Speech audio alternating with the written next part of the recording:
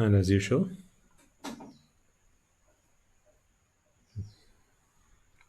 we're all prepared today to listen to another exposition of the Lord Buddha's teaching. Before we commence today's sermon, let us take a moment to reflect on how extremely fortunate we are to be students of the Great Master, to be his disciples, to consider him our teacher, to walk the path that he has shown us, and to even have come across it in this very life.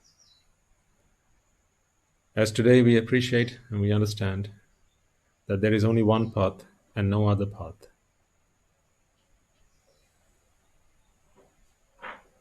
That helps all sentient beings to free themselves from suffering and achieve ultimate bliss. Today, you and I, all of us, we are so fortunate to have embarked on this path, on this journey towards that destination. Reflecting on our good fortune and reflecting on the greatness, the profoundness of the Dhamma and its teacher, the Lord Buddha, let us all be upstanding to recite these stanzas that were once uttered by a disciple of his, just like we are today. Back then,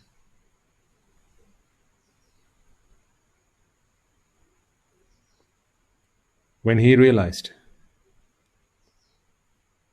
the truth, and he was asked from his previous teacher, "Have you forsaken me? Have you taken refuge in another teacher? Well then, who is your teacher? Whose student are you?"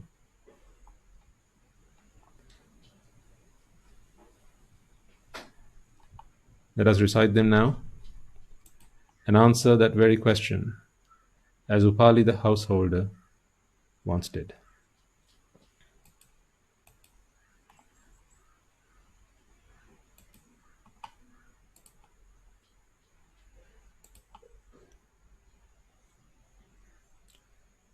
Dhirassa vigata mohassa pabhinna khilassa vijita vijayassa anighassa susamachitassa buddhasilassa sadhupanyassa vessantarassa vimalassa bhagavato tassa savako hamasmi akatankathissa tusitassa vantalokamissassa muditassa kata samanassa manujassa antimasarirassa narassa anupamassa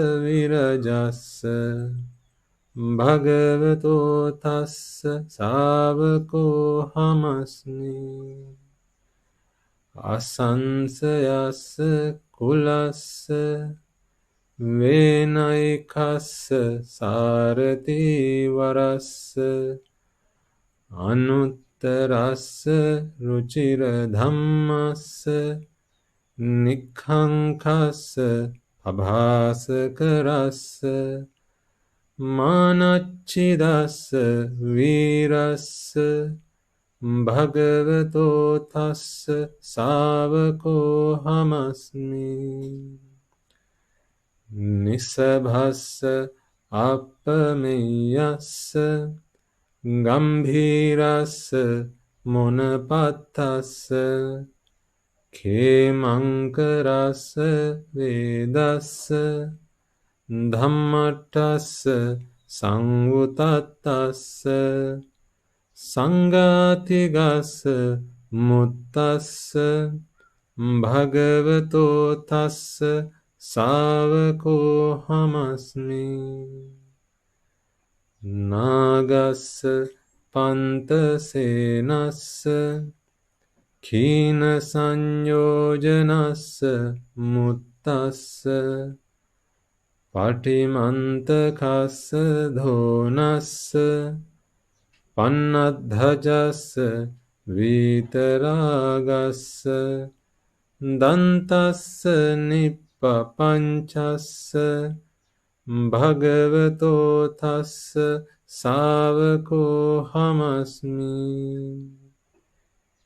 Isi sattamassa akuhassa tevijjassa brahmapattassa nahatakassa padakassa passadhassa viditavedassa purindadassa sakkassa bhagavato tassa savako hamasmi.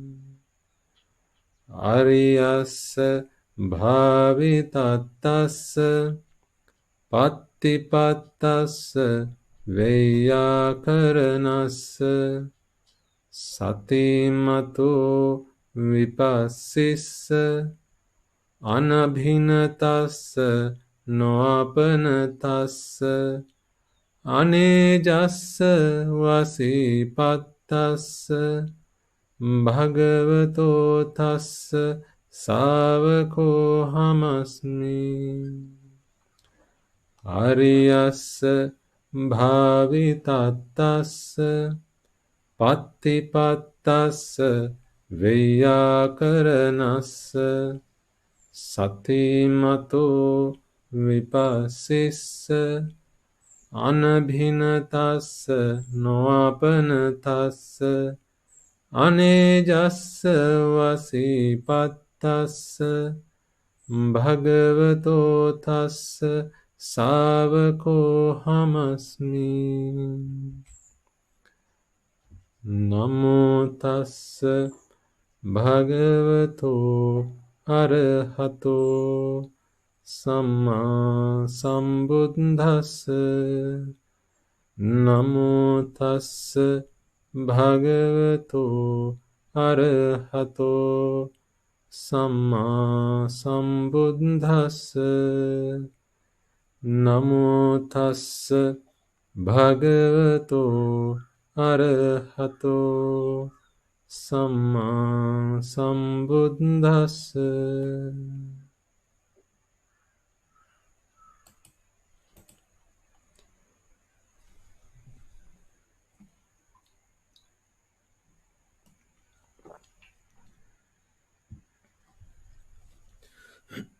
Okay.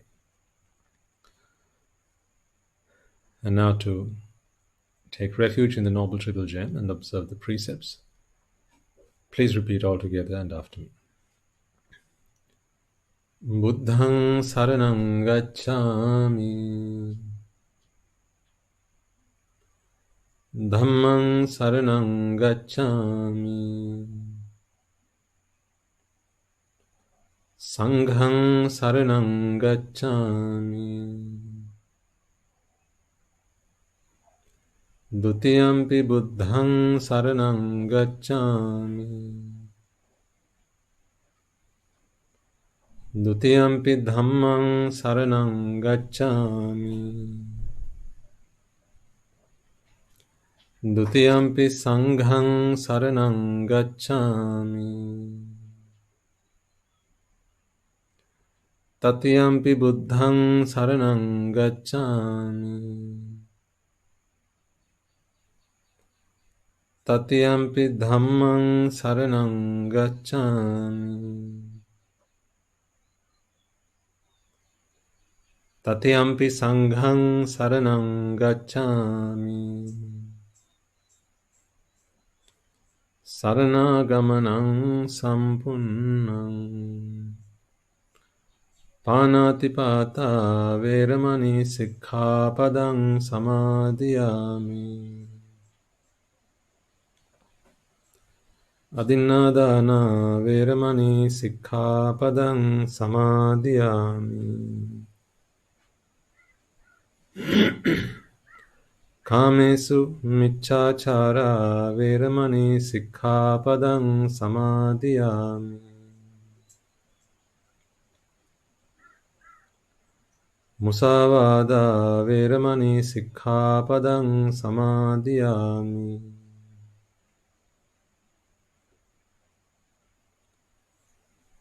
Surameraya Majjapama Datthana Veramani Sikkhapadang Samadhiyami.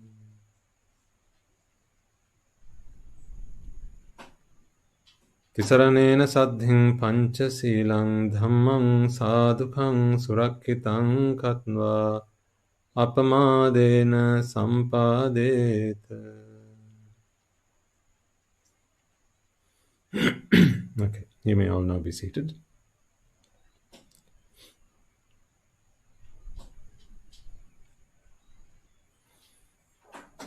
Also, before we begin,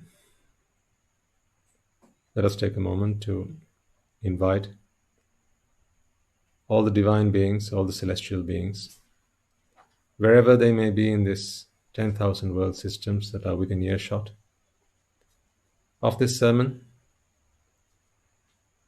all sentient beings who are today seeking refuge, seeking the path, seeking liberation, and are lost and destitute without the guidance of the Buddha, without the instruction that is the Dhamma, and without one to follow, one to have as a role model, that is a Sangha. Let us invite them to join us,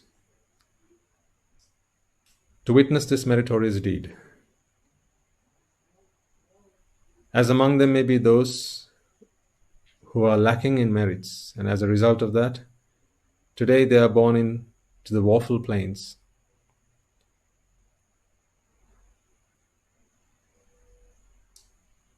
They're lacking in merits to be born into the blissful plane. May they witness this meritorious deed, rejoice in these merits. May these merits help them to free themselves from the woeful planes and be born in the blissful plane.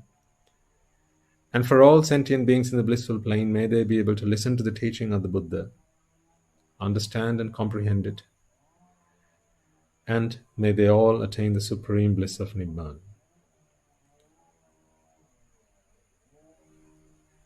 With such thoughts of compassion and loving kindness emanating from the bottom of your hearts, engulfing all sentient beings, let us invite them to join us. Let us invite them to be with us, witness this deed, meritorious deed, listen to the sermons, and attain the supreme bliss of Nibbana. Samanta Chakravalesu Atra Gachantu Devata Saddhammang Munirajasa Sunantu Sagga Mokkadam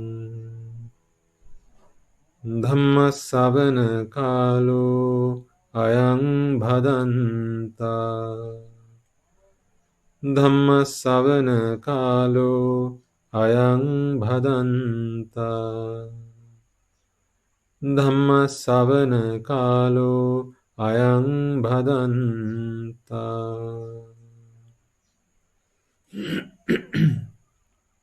Excuse me. Also, before we begin then, let us take a moment to seek forgiveness from the noble ones. And before we do so, let's take a moment to reflect on the fact that although we may be good, kind-hearted and gentle beings that we are today, we have not always been like this. The result that is who we are is because of who we associate today. Noble ones, good, kind-hearted, and gentle beings.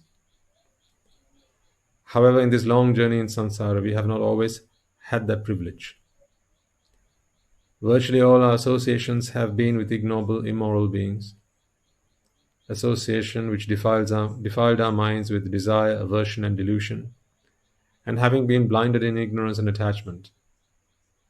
Countless times we would have offended, insulted, reviled, desecrated the noble ones.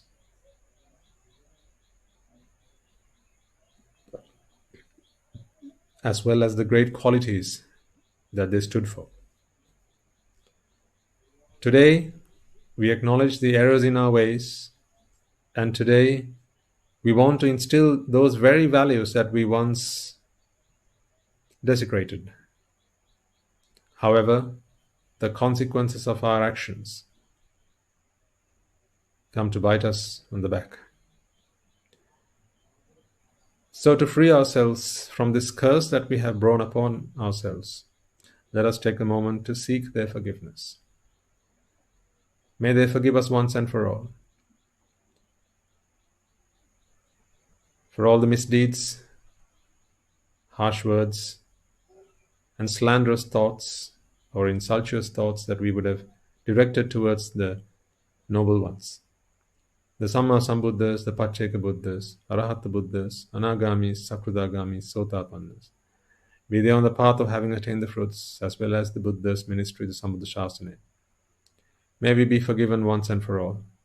And as you take a moment to seek this apology, let me urge you to make a firm resolve to never conduct yourself in this manner ever again.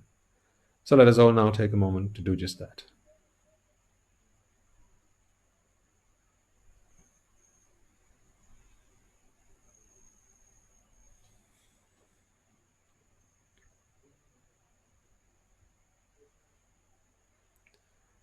And finally, let us all make a firm resolve, and may through the course of this sermon, if there are those among you, for any among you, for whom this may be the first sermon, may all the merits that you would have accumulated throughout this life as well as all of samsara compound itself and come to your rescue. For those of you whose firm resolve it is to realize the Four Noble Truths, may today be that day for you. For those who may have already achieved that noble state and who seeks to fulfill the Noble Eightfold Path, may today be that day for all of you. So may through the course of this sermon, we be able to free ourselves once and for all from the four great hells, realize the Four Noble Truths, fulfill the Noble Eightfold Path, and may we be all, and may we all be able to attain the supreme bliss of Nibbana. With that resolve in mind, I invite you all to prepare yourselves now to listen to this sermon.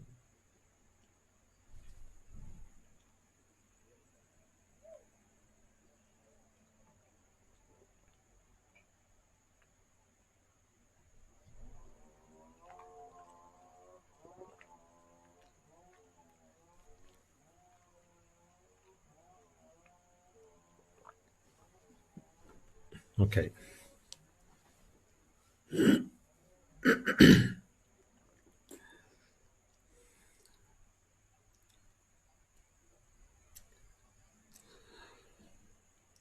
You will most certainly be oblivious to this, unless, of course, you also tune into our regular Sinhala sermons that I'm in a different venue delivering this sermon to you. There's a reason I'm sharing this information with you, and that is we've not really delivered a live sermon from where I am right now before. And so I cannot guarantee, or at least our technology team have warned me that they are unable to guarantee that this sermon, this broadcast, will be without issue. So sometimes you may experience some disturbances. There may even be some ambient noise, which you may think is unusual.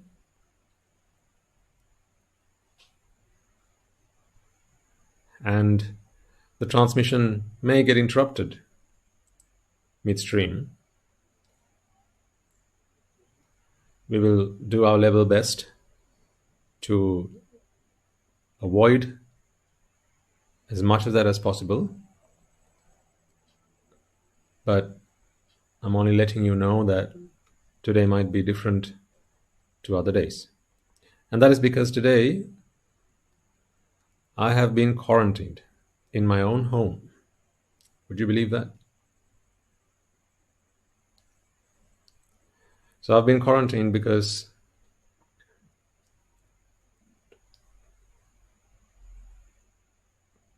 last week we didn't have a sermon,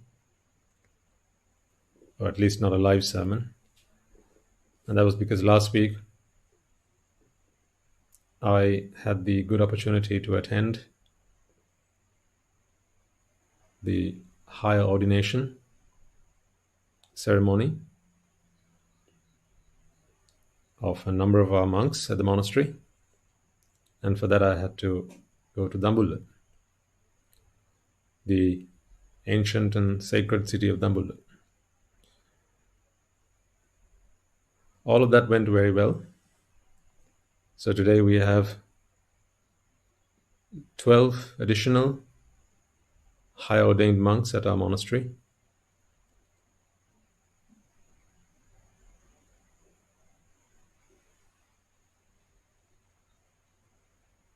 Which is a great addition to our family, as well as a great addition to the Sambudha Sasana.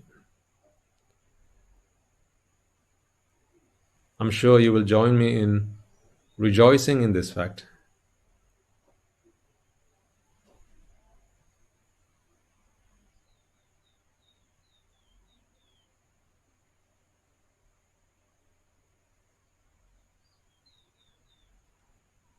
That as of today, we have 31 high ordained monks at our monastery.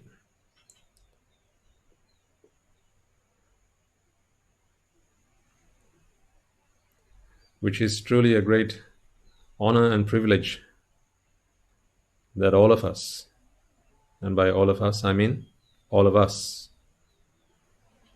who included? Of course, you should know the answer to that question by now.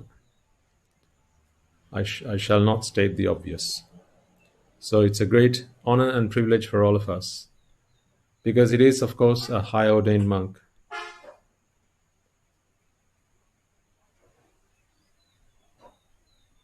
whose duty and obligation it is, as bestowed upon them by the Lord Buddha himself, to propagate the Sambudha Sasana. And it is a high ordained monk who is permitted by the Buddha's code of conduct laid down for his monks to ordain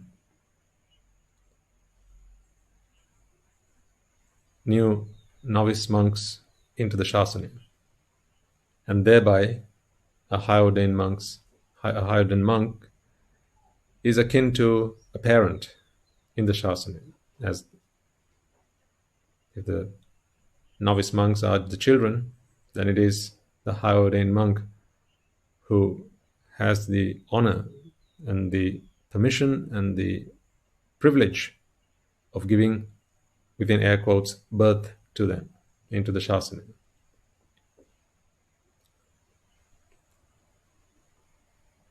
So that is a great addition to our family and something that we very humbly take pride in. So what's all that got to do with where I'm doing the sermon today? Well, I'll keep it very brief. But at our monastery, we give great value to each and every life, particularly to those that walk through our gates, looking for salvation, looking for freedom, looking for liberation, as it is not an easy person.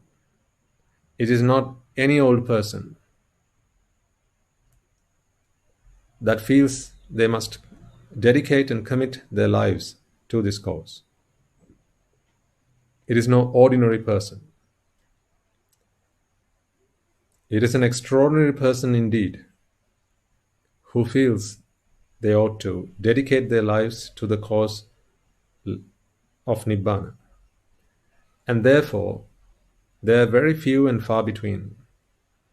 Perhaps the most rare commodity, one of the rarest of things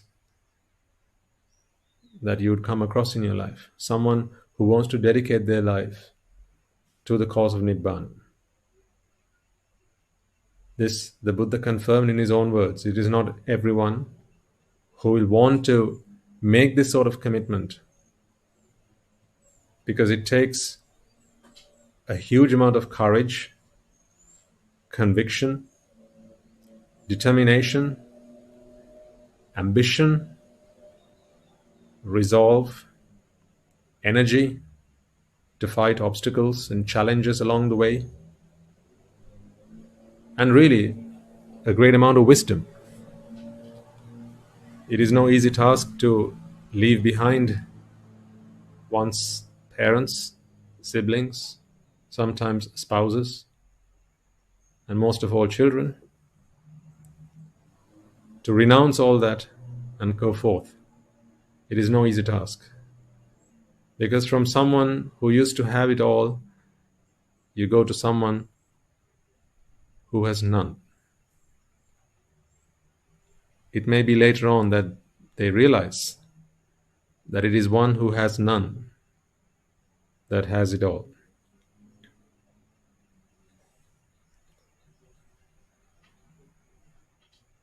Because once you give up everything, you have everything. When you have nothing, that's when you have everything.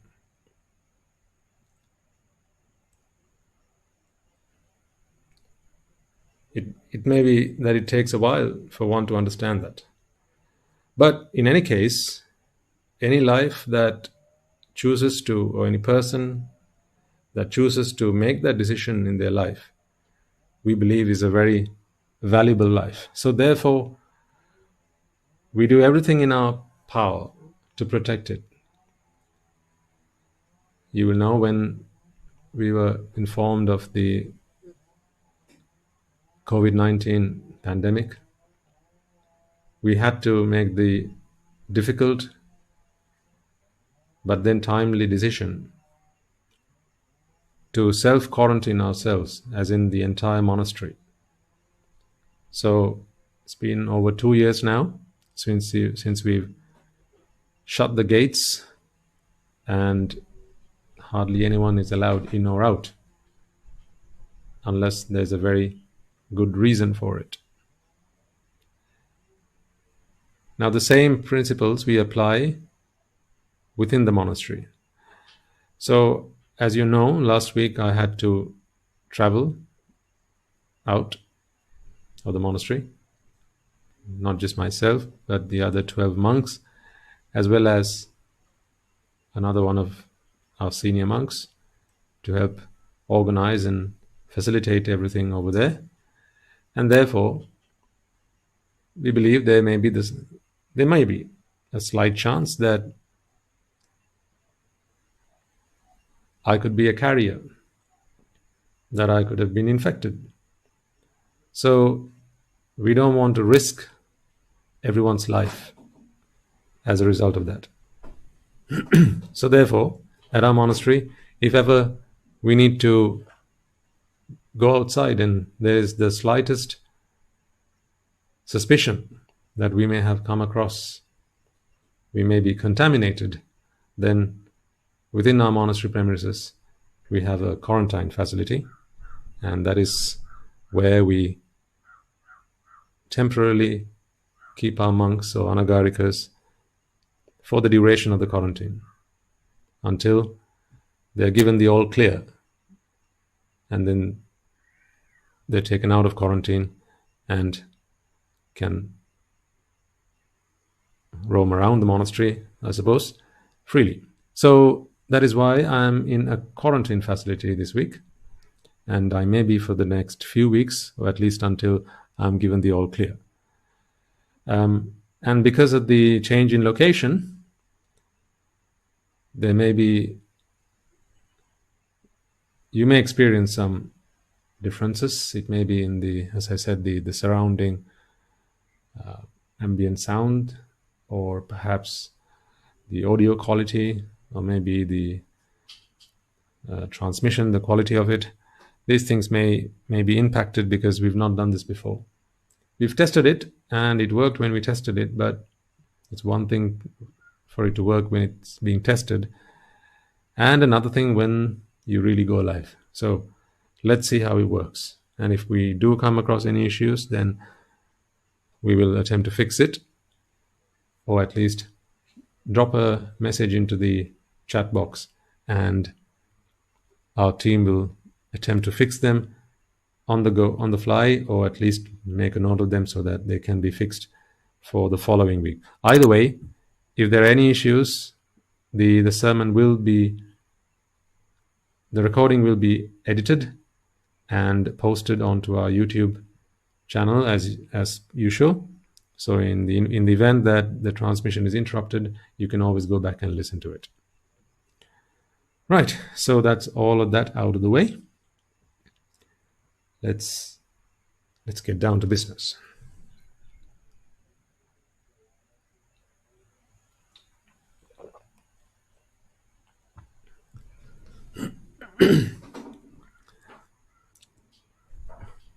So today, I thought we ought to revisit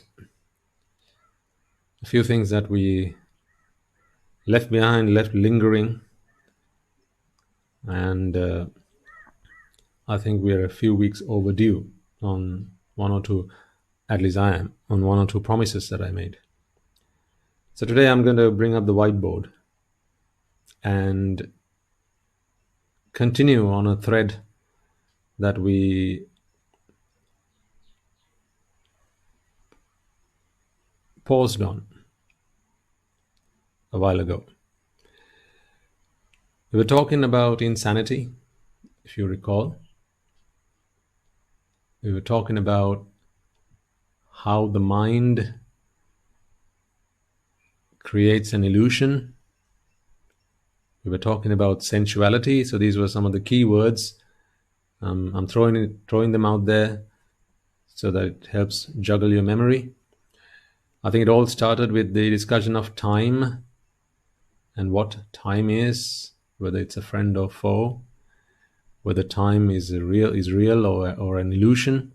You should remember. I'm sure you'll recall this. Now, all of that was a means to an end. All of Buddhism, as far as we are concerned, Buddhist philosophy, should be centered around anicca, dukkha, and anatta. No matter which road we take, it should all end there, because that is where Nibbana starts.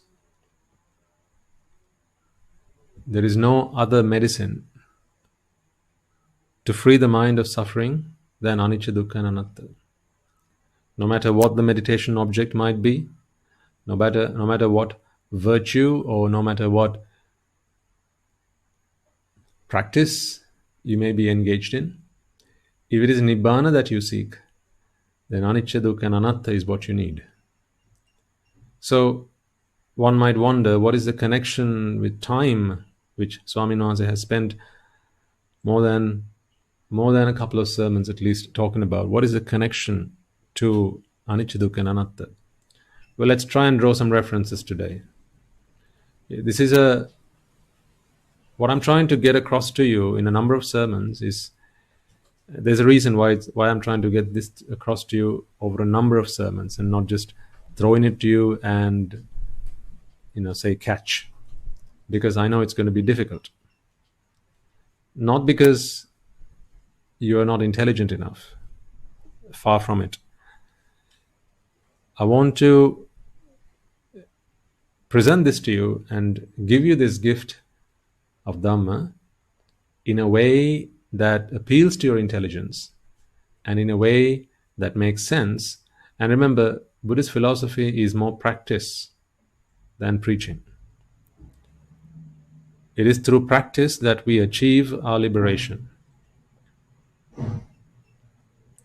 We may know everything, all of the Dhamma, but then who wants to become another Potila?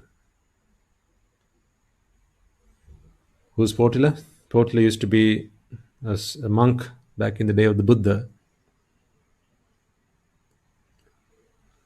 who once walked up to the Buddha and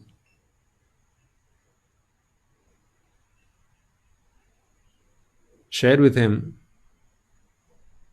a very interesting narrative. He said, "Venerable Sir, in a number of previous ministries or dispensations of other Buddhas, previous Buddhas, I have been an erudite monk. I have been very proficient in the Dhamma. I have been very knowledgeable in the 3 canons, and in my previous lives as well, I have helped many others to attain their goal of Nibbana. And Venerable Sir, you'll be pleased to learn that not only in previous lives, but also in this life, I have become proficient in the 3 canons, in the Tripitaka, and I have studied and I'm knowledgeable in your Dhamma, and I have helped many people who have ordained in your ministry to attain their goal." To which the Buddha remained silent. So the Venerable Potala attempted a few more times to get the Buddha's attention, and on each occasion he failed. Having realized the Buddha was not interested, he was quite disappointed, and at this point he got up and he walked away, thinking to himself, perhaps another day, maybe the Buddha is busy, maybe he's busy in his reflection, so I shall come back later. And the moment he got up and started to walk away, the Buddha responded and he said, "Shameless Potila,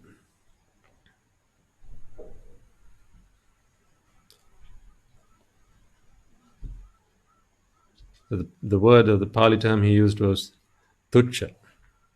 I'll use the word shameless because it conveys a similar message, a similar notion. It was ultimately to bring Potala to his senses. The Buddha wanted to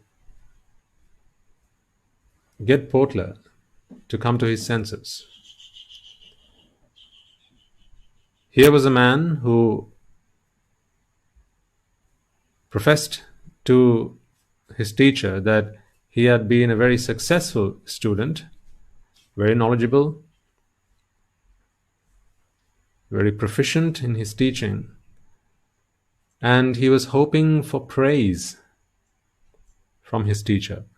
But unfortunately, the Buddha was not having any of it, because that was not what the Buddhas praise. The Buddhas are not like that. The Buddhas do not praise how knowledgeable one is. Rather, they praise the efforts of someone who applies what little they know and applies that into their practice and achieves their goals. So remember and understand that in this practice of Buddhism, it is not what you know that matters. It is what you do with what you know that matters. Knowing it all and doing nothing with it is the same as not knowing anything at all. Okay? So I understand that, and I'm sure you understand that as well. And this is why my intention is never to fill your brains with lots and lots of information on the Dhamma. You will know this because if you have been following our series of sermons right from when we started, I'm sure you'll agree with me that it is more inclined towards the practice of the Dhamma. That is why time and time again I remind you, what I expect of you is that you would be a law-abiding citizen, the best mother this world has ever seen, the best father, the best son and best daughter, the best teacher, the best student, and if you are a husband or a wife, then to be the best of who you are. By best, what do I mean? Loving, kind, affectionate, generous, sympathetic, all of these things. It is a pure heart that we are trying to build here, not a big brain. If brain is the knowledge, then heart is the result of application of that knowledge. So that is the analogy there. So coming back to the point I'm trying to make here, what I'm trying to get across to you here is something that is quite profound, but I'm trying to break it into pieces. Someone once asked, how do you eat an elephant? How do you eat an elephant actually? What's your answer? How do you eat an elephant? The answer is one piece at a time. That is how you would eat anything, right? So it matters not that what you're about to eat is an elephant. Of course, you can't eat an elephant whole. You have to eat it one piece at a time. So for that, you need to break it down, cut it down, chop it down to bits that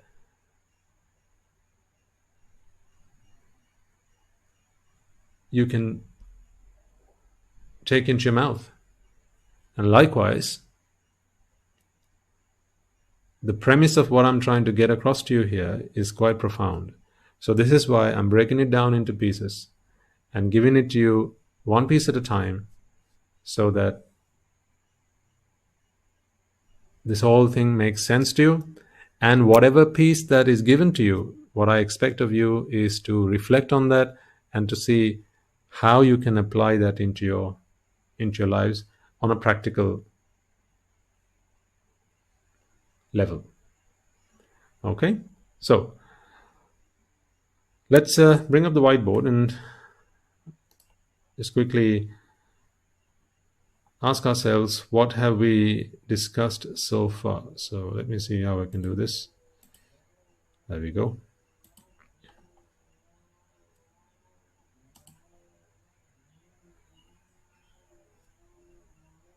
Yes, that's just fine.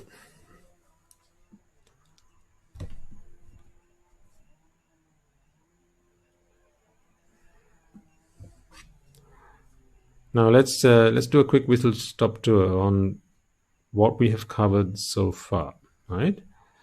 So you'll recall we discussed time.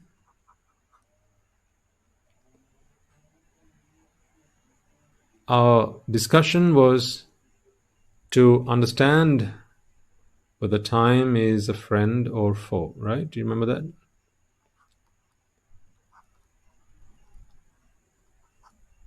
So this is the question we asked.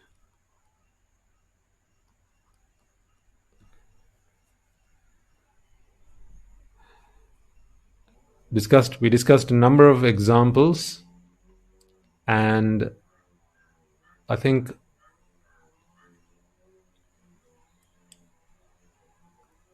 you'll agree we came to the conclusion that it is difficult to really say whether time is friend or foe. And that is because time can be both at the same time, can't it? I'll just bring back one simple example. Remember there was, what was her name? Mrs. Richardson?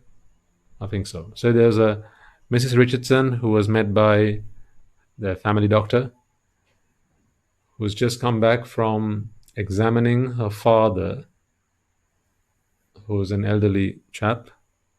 And the doctor explains to Mrs. Richardson, who's the daughter of this elderly gentleman, that the father's been diagnosed with terminal cancer or some kind of terminal disease, and it is possible to heal him.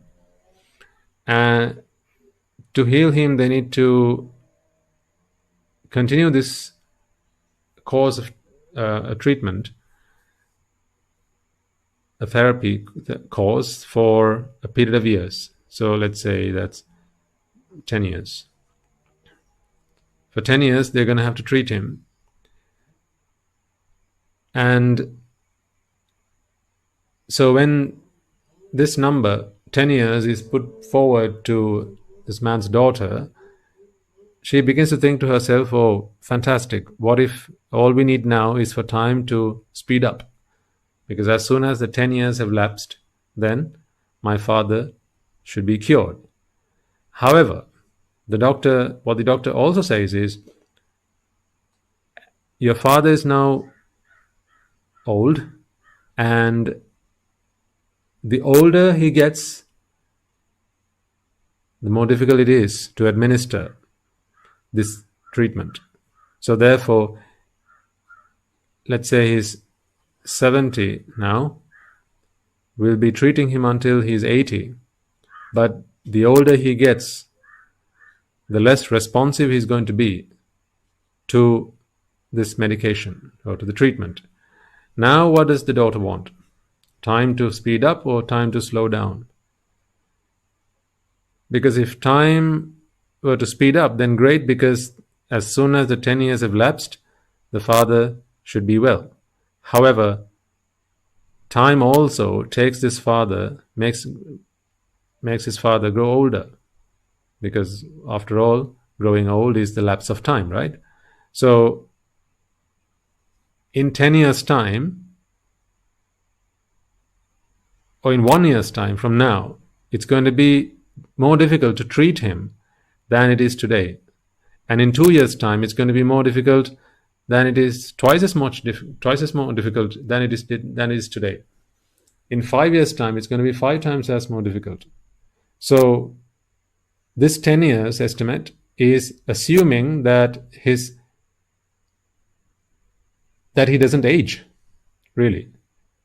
So when you factor in age, then the doctors say, well, we should think again about whether we treat him or not. Now, is time a friend or foe? Because time's a friend when this 10 years is concerned. How so? Because we just want more of it. The sooner time passes, the better it is. And if it's a foe, the sooner time passes, the worse it is. So is time a friend or foe? Now we're in a conundrum. So that was one example. Just to remind you again, I'll bring you just one more example. This was a car accident, you might recall. So a car has fallen into... that's a car, by the way.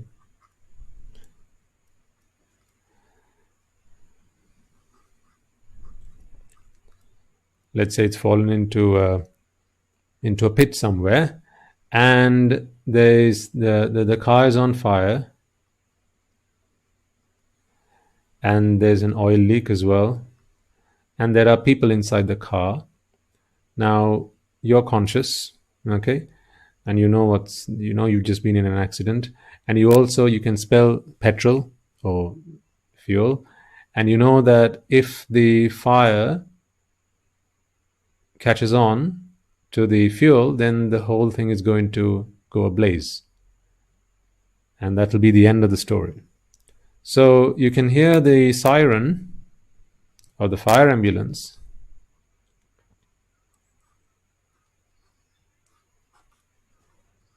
That's the fire ambulance. No, seriously, it is. I don't know what these things are. I assume they have them on a fire ambulance. Okay, so that's a fire ambulance. It's a fire ambulance nose. And so you can hear the siren, the fire ambulance. Now, it's only a matter of time before the fire ambulance gets to you, and they get you out of the car or perform some sort of rescue miracle, okay, and save your life. So you want time to go faster, don't you? The faster time goes, the faster these people will get you and save you. At the same time, the fire is slowly catching on, and it's going to eventually get to the fuel tank, at which point no fire ambulance is going to be able to save you, because the whole thing is just going to explode. So in which case you want time to slow down, because if time were to speed up, then this misfortunate event is going to happen sooner, right? So do you want time to go faster, or do you want time to go slower? In other words, if you want it to go faster, as in you want more of it to come to you, then is it your friend? Or do you not want it to come to you, then is it your foe? Is it friend or is it foe? Again, we have hit a dilemma.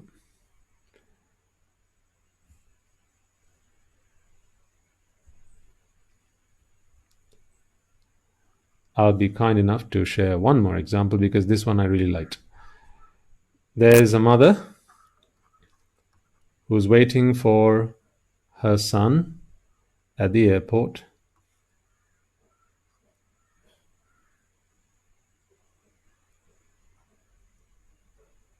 Actually, that's not bad for a plane. So she's waiting for son at the airport. That's a towel. And she knows her son. Of course, she knows her son. Her son rang her. Let's say, so she's before he left wherever the son is coming from, he has informed her mother, I'll be with you in 2 weeks. In 2 weeks' time, we'll meet each other again after a long period of waiting. So he's been away for about, let's say, 5 years. And after 5 years, he's going to come and be with his mother for 2 weeks. Okay? And the son also says, but unfortunately, Mom, after 2 weeks, I will have to go back. I will have to return because, well, there are things to do, people to meet, right? And life has to go on. So I've only got myself a 2-week holiday, and that is the time I'm going to come and spend with you. Now, I'm asking you the question again. Time. Is time her friend or is it her foe? What is time going to do to this mother? You see, she's now going to have to wait. Let's say that once a call, so the son says, I'm going to be there in 3 days' time. So I'll be with you in 3 days' time, and I'm going to be with you for 2 weeks. Okay? So 3 days from today, she's going to meet her son. Fair enough? She gets a call today. The son has booked the flights and everything, and he's saying 3 days from today, I'll be with you. So 3 days. What is keeping her son away from her? If you talk in terms of time, what's keeping this mother's son away from her? Well, it's 3 days, isn't it? 3 days is what is keeping her son away from her. This is the mother. Okay? And what does she want now for these 3 days to happen? What does she want? What does she want to happen with these 3 days? She wants it to go faster, doesn't she? Because as soon as these 3 days have lapsed, then she knows she'll be reunited with her son. Okay, so let's fast forward 3 days and bring to the present day, and she's with her son. So they hug and they embrace and they kiss each other, and it's a very emotional, tear-dropping moment. Okay, and so 3 days have passed, and now she's with her son. Unfortunately, the end of 3 days is also the start of what? So the second these 3 days count down to 0, right? So you have 3 days, 2 days, 1 day, 23 hours, 1 day 22 hours, 1 day 21 hours, right? And so on. 1 day 1 hour. And then you go down to 24 hours, or rather 23 hours, 22 hours, 21 hours, and then 20 hours, 5, 4, 3, 2, 1 hour, right? And ultimately you're going to come down to 0, as in that's when 3 days have lapsed and now she's with her son. But this 0, while it is the end of 3 days, it is also the start of what? It is the start of 2 weeks, isn't it? So from this 0, what does she count now? 1, 2, 3, and so on. What is this? Time counting up to 2 weeks, because 2 weeks is how long her son can be with her. At the end of 2 weeks, what's going to happen? The son will have to leave her behind and go back to wherever he came from. So now what does she want time to do? Go faster or go slower?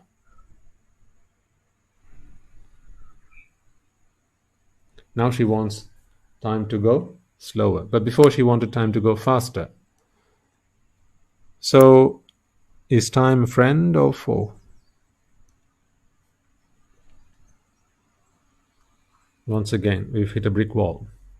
It's hard to say. It's almost impossible to say. Really, it's impossible to say because why is it impossible to say? Honestly, why is it impossible to say whether time is friend or foe? Folks, this is impossible because what she wants isn't that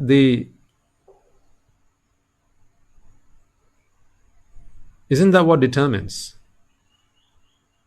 her perspective of time? So is it really time that treats her as a friend or foe? Or is it she that treats time as friend or foe? Do you see that time is really equanimous towards the mother? The time neither loves her nor hates her. Time is simply time. It neither loves nor hates. It's not on her side. It's neither not on her side. So it's taken middle ground. Whereas the mother, depending on what she wants, she either loves it or hates it. So this love-hate relationship with time is really nothing to do with time at all, is it? It's to do with what she wants. Because as she wants to be with her son, because that is what she wants, as she wants to be with her son, she wants these 3 days to go faster and these 2 weeks to go, well, to not go at all, if you ask her.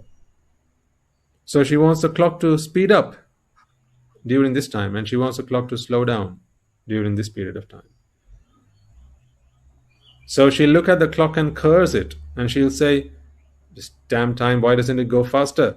And she'll look at the clock after these 3 days and go, why does this clock go so fast? Can't it slow down a bit? Again, she's cursing time.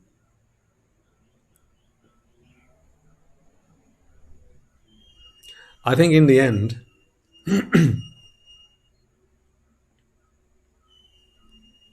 she's never happy with time. She's never really content. She can never come to peace with time. Because she's always got different expectations of time. It's like, imagine living with someone, and no matter what you do, they're not happy with it. Any of you have that experience? I'm sure you don't. That's with a tinge of sarcasm. What is the truth, though? There are some people who we come across in our lives, no matter what we do, they're never happy with us. They're never satisfied. So whether you go fast or you go slow, they'll always have something to complain about. They'll want the opposite.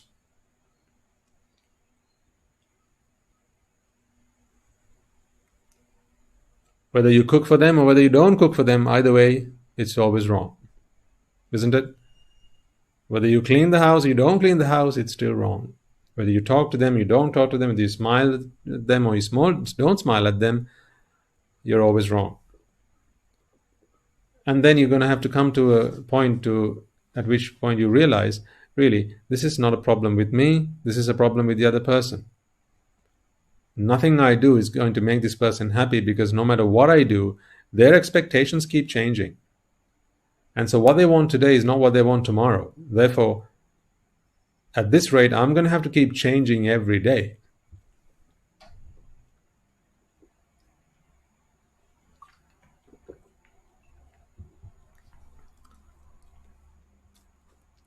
So until they make their minds up on what their expectations are, I'm never going to be able to make them happy. The truth is, you never made them happy anyway. Because honestly, you can't make anyone else happy.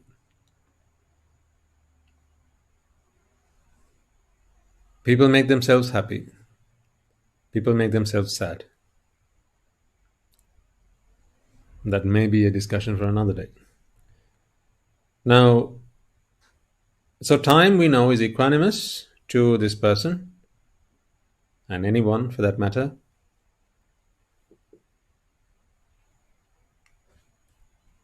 But it is their perspective of time. And really, what it is that they expect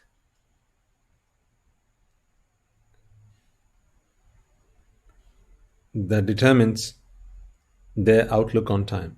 Now, as I said, ultimately, no one is ever happy with time. Why?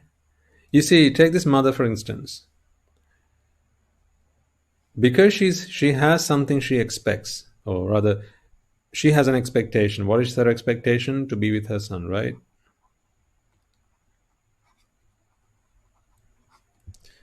This is what she wants. It is what she desires. Because she wants to be with her son, when she's away from her son, she's in grief. She's in grief. Why? Well, because she wants to be with her son, and she's not with her son, therefore she's grieving.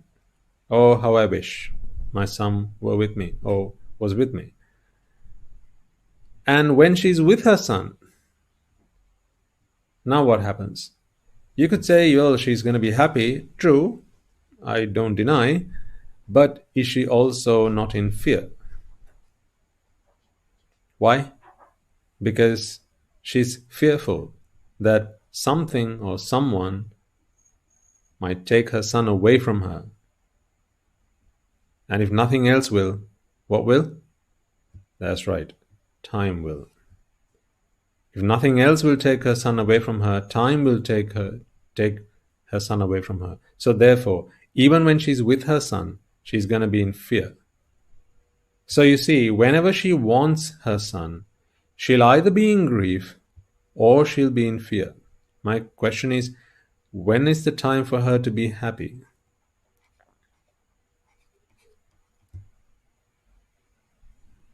When you're with your son, you're in fear. When you're without your son, you're in grief. So what's the time when you are going to be happy?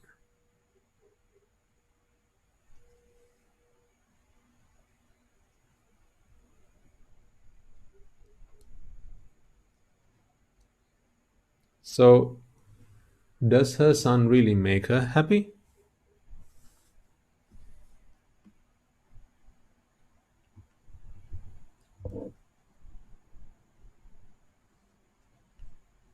Interesting to think about this, isn't it?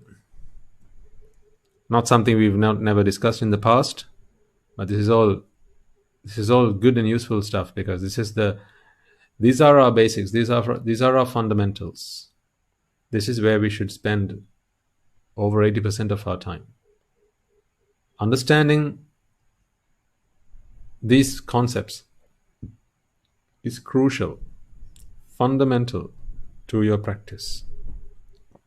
So whether you're a novice, or whether you're an apprentice, or you are a professional, or a veteran, it matters not.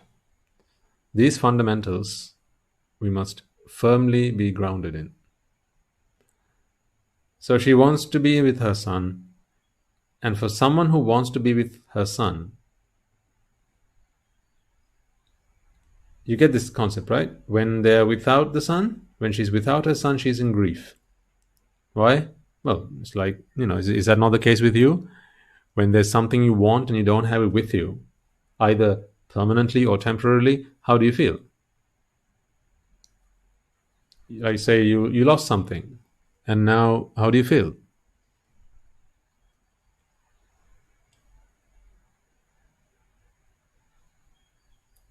You could lose something temporarily, you could lose something forever. Either way, how do you feel? That feeling is the feeling of grief, isn't it? That is the emotion there. And then what about when you have something you want? Not just have something. Okay, it doesn't work like that. So I can't ask you the question, how do you feel when you have something? Because then you're going to have to ask me, have something like what, Swami? No answer. Exactly. The reason you're asking me that question is because you want to gauge whether it is something that you want to have with you, or whether it's something you don't particularly want to have with you. I'm talking about something you want to have with you. If you want to have something with you, like in this example, this mother, she wants to have her son with her. Even when she's with her, is she not in fear? No? What about your children? Are you not always fearful? As in, not afraid of your children. That's not what I mean. That they might come and do something to me. They might come and poison me. No, that's not what I'm talking about. I'm talking about, you want your child to be with you, just as his mother does. So what if something happens to them? At any moment, something could happen to them, yes or no? It could be an accident. It could be an illness, a disease, an infection. It could be sudden death. Or it could be that they decide to elope. Or it could be that they decide to ordain. Either way, when you want your son to be with you, you're always living in fear. The fear of uncertainty. What might happen? The what if. That's always what fear is. The fear of what? The fear of what if. What if this happens? What if that happens? What if the other happens? And because all of these things are unknowns, sometimes their probability is also unknown. Their impact, if they materialize, is also unknown. So therefore, that's fear. In fact, why do people take out an insurance plan? It is because of fear. Isn't it? Because once you take out an insurance plan, now you don't need to be afraid of what might happen if it happens.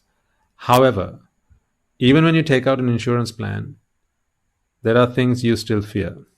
Say, for instance, you have your house, okay, and you've taken out an insurance plan, and you think you can now live fearless. If something happens, then the insurance will pay. How do you know they will? How do you know that they will always pay up?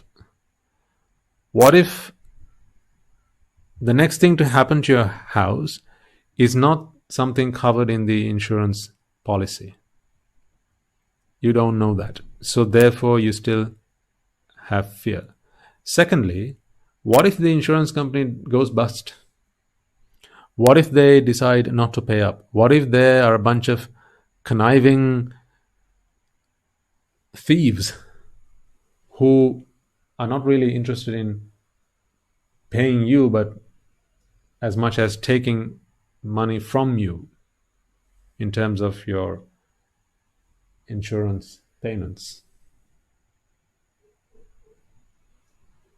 So isn't that why some people take out insurance for insurance? That's a real thing, by the way. So people take out insurance plan to insure their homes, right? That's the insurance plan.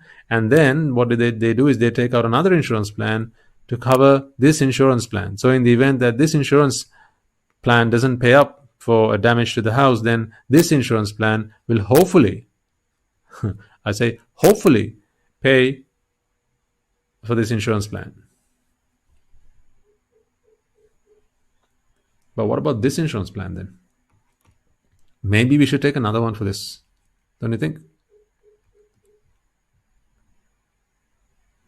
You know where this is going, right? What about this one? And what about the next one? And then what about the next one? Where do we draw the line?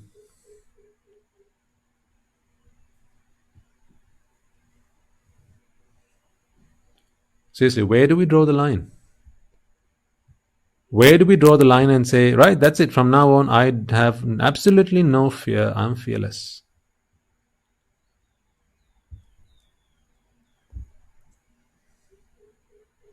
You soon begin to realize that this method is flawed.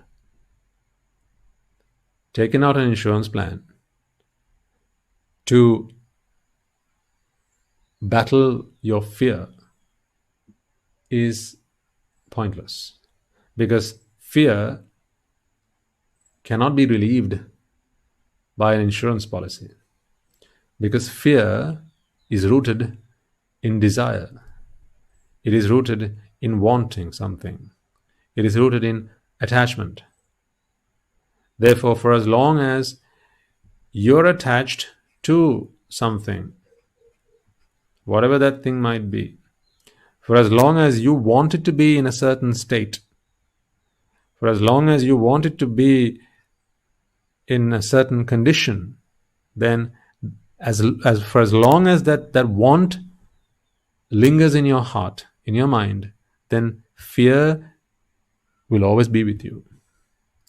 There is nothing you can do to rid yourself entirely of this fear. So now you see, when you're with it, you're in fear. When you're without it, you're in grief. I ask you the question again. At what point do you really get a chance to enjoy it and be happy 100%? What is the happiness you want from your son? Is it okay if you're just, let's say, 75% happy with him? If you deep down in your heart, okay, when you think about the happiness that you want, that you would like from something or from someone, do you not want it to be an exhilarating experience, completely engulfing you in that joy, completely ravishing you in that joy?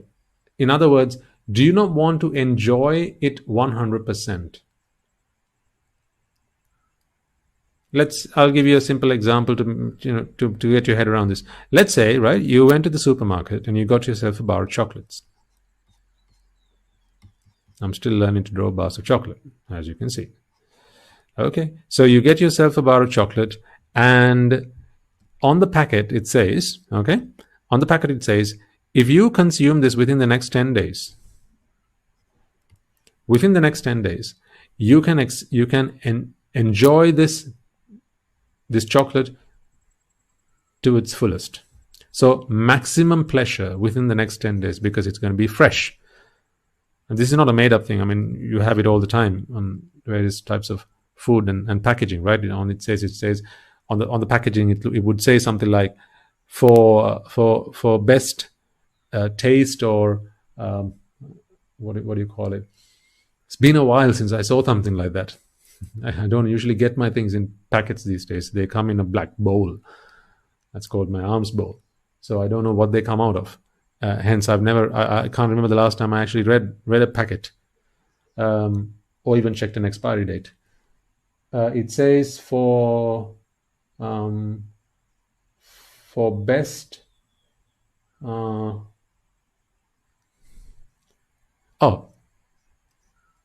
I think it just says best if consumed within the next 10 days. So it's going to be fresh within the next 10 days. That's not to say you should throw it away after 10 days. You can still have it, but it's not going to be at its best, right? So now when you bring this home, and you know then that if you consume it within the next 10 days, you can enjoy this 100%, because it's going to have a full taste, right? And the whole experience is just going to be so fresh and so fulfilling. However, if you pass the 10 days, it's going to drop down to 60%.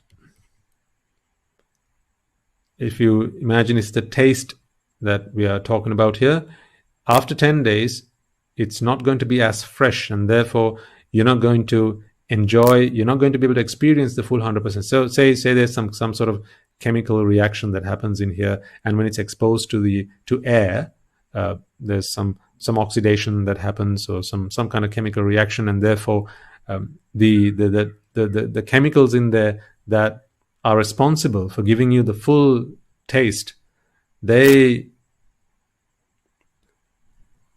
react with gases, or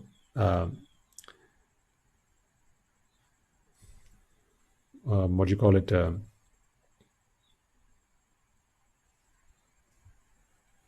Humidity in the air, and it drops down to 60%. Now, my question to you is, if you are given this information, when would you rather have this chocolate? I mean, 10 days and 10 days plus. Is it completely irrelevant to you, this bit of information? 10 days, 10 days plus. I mean, what's the big deal? 100%, 60%, no big deal. Is that how you'd feel? Or would you do everything in your power to actually have this within the 10 days? You would, wouldn't you? You would want to have this within the 10 days to experience that full pleasure. Now, why am I talking about this? Because this is to grasp your head around the idea that I was trying to convey here. Whenever there's the opportunity, we want to experience anything 100%. And by 100%, what that means to us is 100% satisfaction, 100% pleasure with zero pain, zero dissatisfaction, zero disappointment, zero suffering. So really all we're after is just to be happy. Pure happiness. That is what we're all after. That is why you will make sure to consume that bar of chocolate in 10 days. Within the 10 days. Now, let's go back to this mother with her son. How much does she want to experience the joy, the pleasure that she gets from being with her son, the happiness? Do you think she's going to be happy with 75%? Or do you think she'd want the full 100%? I think both you and I know that she'd want the full 100%. But is there any point in this timeline, right? So 3 days before arrival and 2 weeks from arrival is the time where she looks forward to her son coming down to her, and then 2 weeks is the time that she's going to be with her son, right? So is there any time within this 3 days and 2 weeks where she's going to be 100% happy? Can she be 100% happy? What do you think? You see, these 3 days she's going to be in grief. Well, she's always been in grief, but these 3 days are going to be particularly hard because she's reminded that her son's going to be coming to her, and this is hope, this is expectation. Expectation can breed frustration. You can't say expectation is really a completely positive energy. I can't believe that. Some people say, hope keeps you alive, and expectation, these are all very positive things. Is it okay if for someone who believes in that? Okay, let's say someone says expectation or hope. This is entirely 100% positive energy. Okay, if something is positive, then surely more of that can only be good for you, right? If something's positive, then more of that can only be good for you. But is that the case with expectation? Let's go back to the mother and son. So the son says, Mother, I'm going to be with you in 3 days' time. Okay? So let's say today is, matters not. So in 3 days' time, I'm going to be with you. And so these 3 days, she lives in expectation. And the expectation heightens, doesn't it? So as she nears the 3rd day, she's in hyper expectation mode. Right? Now, what if instead of her son arriving at the airport, she receives a call only for her son to say, Mother, the flight got delayed, so I think it's a stormy weather or something, and I think I'm going to have to spend the night at the airport, so it's not going to be today. I'll probably be down tomorrow. How do you think she's going to feel about that? Is she going to say, hooray, that's great news, my son. Thank you so much for giving me that information. I'm just so thrilled to hear you say that. Is that what she's going to say? Why wouldn't she say that? I mean, if that's another day of expectation that the son has just offered to her on a plate, isn't it? So she's been waiting for 3 days worth of expectation, and now she's just her son has just offered her another day of expectation. So if expectation is a purely positive energy, a purely positive thing, then surely one more day of hoping, one more day of expecting is surely a good thing. That can only make her even more positive, even more energetic. Right? So, and then let's imagine, so she also decides to maybe book a hotel and stay by the airport, or maybe she decides to spend a night in the waiting area, and then 24 hours later, her son calls and says, "Mother, I've just been informed the flight has actually been cancelled, so we are having to they're rescheduling us, and the next available flight is actually in 1 week from now." What's the mother going to say this time round? "Oh, my son, I can't believe my luck. Thank you so much. Thank you so much. Is it just 1 week they can push you forward by? Is there any chance you could maybe ask them to push you by 2 weeks? Any chance perhaps you can go and talk to them and arrange something?" Is she going to say something like that? What is going to be her killer right now? This expectation is killing her. She's gritting her teeth, sitting on the edge of her seat, just waiting for confirmation that her son is on that flight to see her. If expectation is a completely positive thing, right? If hope is a completely positive thing, then surely more of that can only be good. But is that so? You know that does not make sense.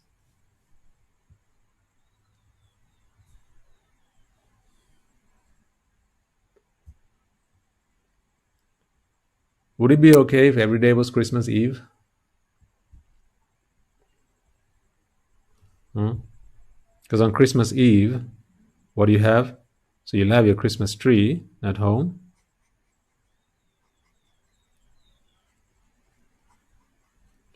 And you will have, well, you have prezzies, right?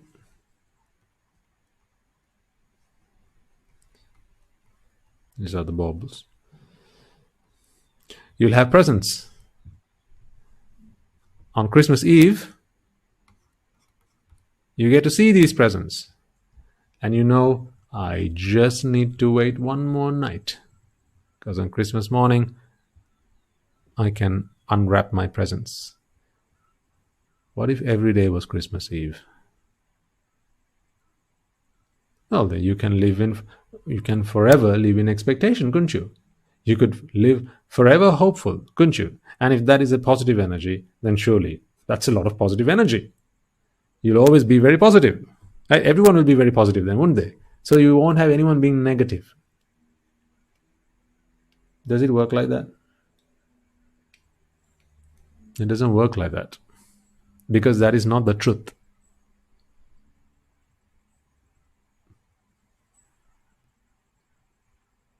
Expectation is another word for vexation. Hope is another word for vexation. It is synonymous with suffering. So this happiness that this mother expects when she meets her son, she's never going to have 100% satisfaction, because there's going to be grief and there's going to be fear, always. Because for as long as she wants something, for as long as she expects that, for as long as she's hopeful of being with her son, she is going to be riddled with grief and or fear. There is no escape. The moment you want something, that is the very moment you are cursed with grief and fear.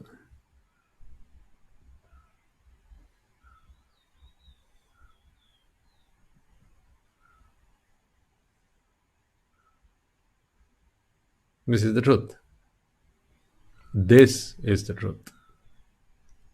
I like the fact that grief starts with a G and fear starts with an F. I think that says a lot when someone says, "This is my new GF," isn't it?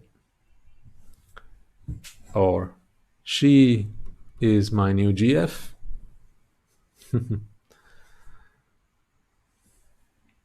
So next time you introduce someone and saying, "This is my new GF," think about what those letters mean.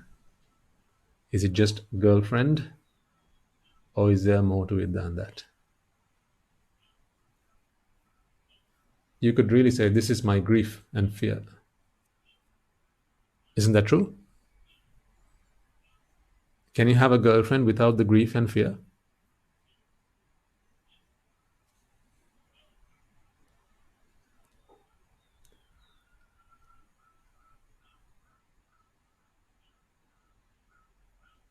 I'd like to propose that this satisfaction, this happiness, is the moment that you jump temporarily. It's a very fleeting moment. It's a very tiny, almost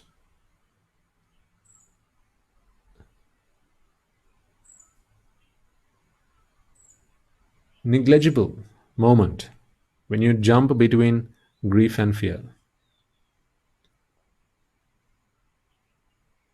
Isn't it? So if I were to say represent that on a curve like this, right? This is where you don't have it, when you don't have something, and this is back to when you don't have it. This is where you have it. Okay? So this jump between grief and fear, and then you fall back to grief, isn't it? Because everything that has a beginning has an end. So when there's grief here, this is where you don't have it, so there's grief. This is where you have it, so there's fear. This moment somewhere in this area where you jump from grief to fear is that split moment where you experience an element of happiness, but that is never 100% happiness. It's just a very, as I say, a negligible, intangible. It's there. It's undisputably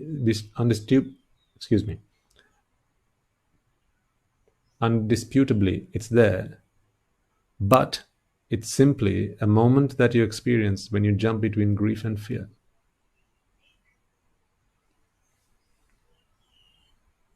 It is the relief from grief as you move into fear.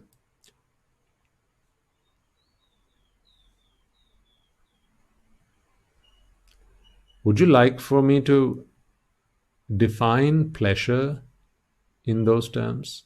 I mean, put me aside. Are you happy that pleasure is to be defined as the moment that you relieve yourself from grief on your way to fear? And that's like the waiting room between two hells. Grief is one hell, fear is the other. So once you've suffered enough in grief, the demigods come and take you from grief into the fear hell, and on the way you have to go through this corridor, and that corridor is kind of no man's land, but it is relief from grief, because you've just come out of grief land and you're on your way to fear. That is what people call pleasure. That is pleasure. Shocking, isn't it? Shocking that an entire world's population and all sentient beings, many countless sentient beings,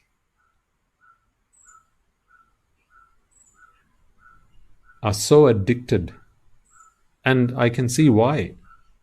Because all their life they live in suffering. That momentary relief from one suffering as they move into the other suffering. It's not like it's a momentary relief from suffering altogether. No, it's a momentary relief from one suffering as you move into the other suffering. So if you choose not to go into fear, then you don't have this. Then you don't have this momentary relief. You're going to have to accept fear first. I say someone was whipping you with a whip, okay, and then the alternative punishment is beating you with a stick. So as you're being whipped, and someone says, okay, well, if you want, you can tell us and we'll stop whipping you, but then the moment we stop that, we are going to start hitting you with a stick. Would you like that? Imagine you were in that situation. I'll draw it out for you. So someone's whipping you, and someone's got a stick to beat you. So this, you're being whipped, and up next is being beaten with a stick. The pain is too much to handle as you're being whipped. And they propose to you, well, if you want, I can stop whipping you, but for me to stop whipping you, you need to accept being beaten by the stick. Imagine yourself in that situation. And there's going to be a moment where you're neither whipped nor beaten. But to get to that moment, you have to accept what? You have to accept being beaten by the stick. It is only if you accept this alternative punishment will you be allowed relief from this punishment. So it's only in this jump from one punishment that we call grief to fear do you experience this momentary relief that you call pleasure. And this pleasure people are willing to die for.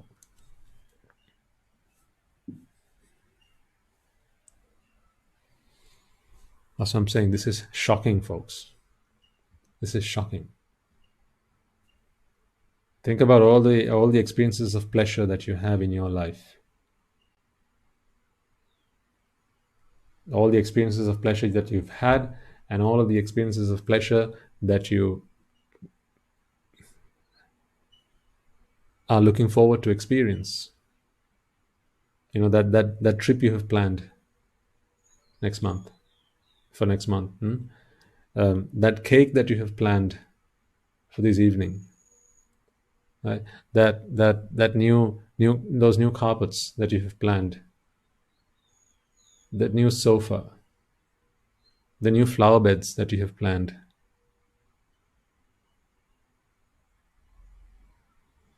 That new perfume that you got your eye on. That new dress that you saw on the mannequin every time you walked past the fashion store, and you've got your eye on that. You know what? In each of those moments, you experienced pleasure, didn't you?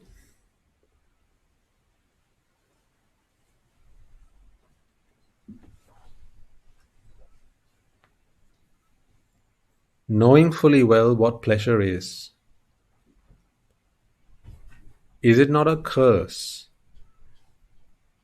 if one does not wish to free themselves from it?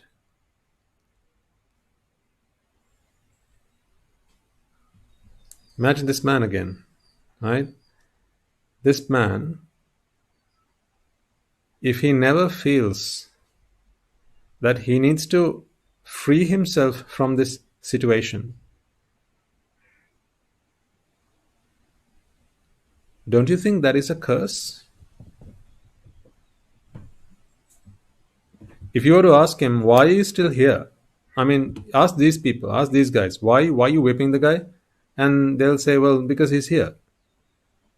And it's like, remember when you were just a kid, right? Especially if you've had siblings. I remember doing this when I was younger. You'd extend your arms either side of you, And so what I used to do is I used to uh, turn around really fast and turn around in circles really fast. And then I have to tell my brother, well, I have no intention of hitting you, but as I turn, if you're going to be there, then that's not my fault. Right? You ever played that game? It's really annoying, isn't it? Yeah. So it's a bit like that, isn't it? What grief is going to say is, well, I really have no intention of whipping the guy. I'm just cracking the whip. What can I do that this guy comes and stands here? And he asks fear, why are you hitting this poor guy? He say, hitting who? No, why are you hitting this poor guy? I'm not hitting anyone. What are you doing then? I'm just moving the stick around. I'm just whacking the stick around, and um, this guy, I mean, he's just coming and standing here. It matters not to me whether he's here or not. I'm just whacking my stick. Who asked him to come and stand here? I didn't ask him to come and stand here. Why is he stood here? Is a question that fear would ask. So then we've got to ask this chap, why are you standing here? You say it's painful when you get whipped, and you say it's really painful when you get hit. So why are you standing here? And imagine if this guy's answer is right. Here's a shocking bit. Imagine if this guy's answer is, oh my God, because somewhere between this whip hitting me and the stick hitting me, I don't know, somewhere between these two events, I feel a moment of pure bliss. I feel a moment of pleasure. I feel a moment of and that is what I'm after. That is why I'm here. Imagine if you heard those words from this guy. What would you say? Looking at him in his eyes, what would you tell him?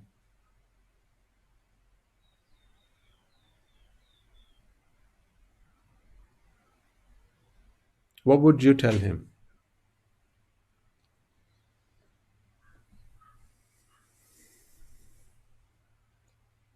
If you have a pen and book to hand, right, piece of paper, write it down. What would you tell him? You understand the situation here, right? The guy's coming and stood here. X marks the spot. And there's grief. He's just cracking the whip. Fear, he's just whacking his stick. At no one in particular. Grief is just cracking their whip. It's not grief's fault, is it, if someone comes and stands here? He's just cracking the whip, and he's just whacking his stick. It's not fear's fault, is it, if someone were to come and stand here? Who asked them to come and stand here? Because if they just walked away, then cracking of this whip and whacking of the stick is not going to hurt anyone. So why is this guy stood here? Who asked him to stand here? Well, the only person we can ask is himself. So let's ask him, why are you standing here? And he says, guess what he says? He says, there's this moment, I don't know when it comes. It's so elusive, but there is that moment that I feel like I'm so happy. I feel an intense sensation of pleasure. And really, what he's talking about is that jump between, is that moment between being cracked by the whip and being whipped or whacked by the stick. It's that moment. What would you tell this guy if that's what he says to you is his reason for standing on the cross?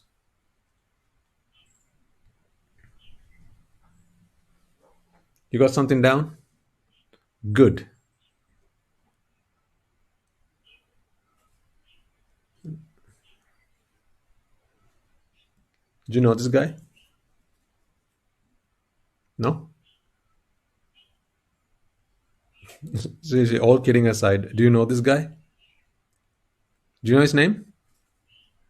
Sorry, it's not a guy. It's a girl. Oh, all right. Okay. Sorry, my bad. What's her name then? Okay. Well, if you know their name and you know what to tell them, then be my guest.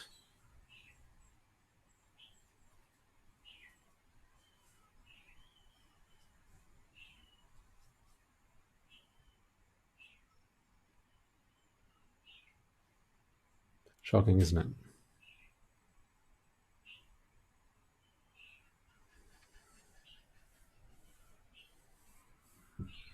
Shocking.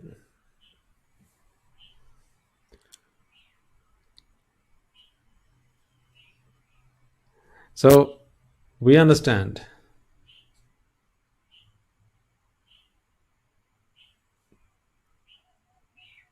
that for as long as this person wants this pleasure, has his eye on this pleasure, for as long as he yearns this pleasure, is he going to walk away from this place? Is this not pleasure? Of course it's pleasure. Is there no such thing as pleasure?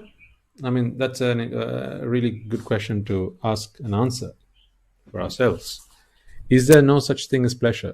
Some people claim there's no such thing as pleasure. That's not what the Buddha said, though. The Buddha said, of course, there is pleasure, and that is the very reason why people are stuck in this samsara, the samsaric journey, without any hope.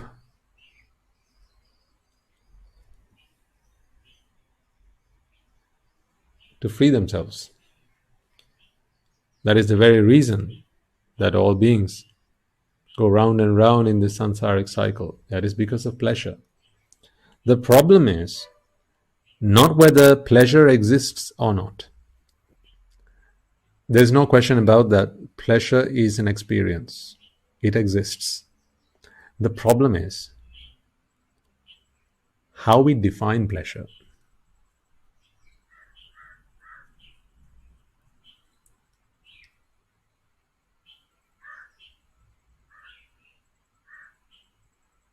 How we define pleasure is the problem. This guy, when we ask him why are you here, he just says, because I feel that moment of pleasure. I don't know where it comes from. It just feels so good. Do you realize? Does he realize where this pleasure comes from? He doesn't know that it is a momentary experience of jumping from grief to fear. It is that corridor between grief and fear. He doesn't know that. The day he realizes that this pleasure was nothing that came to him from the outside, it was not an external experience that just came flooding towards him to bring him an immense sense of happiness, right? It was simply a part of the process between relief from grief and shifting into fear. If he were to realize that one day, now what would happen to pleasure? If he realizes that one day, folks, he's going to see the truth about fear, about pleasure, sorry. He's going to realize the truth. That is not to say that the moment he realizes this, he's going to walk away from here. But because this experience of pleasure, it's very real. The experience is very real, and it is quite addictive. And the experience of pleasure is, well, it's quite pleasurable. I mean, when you're in grief and in fear, for as long as these two things haunt you, even a momentary relief from one of these two things is bliss, it's heaven, right? But you can only get this if you accept this and this.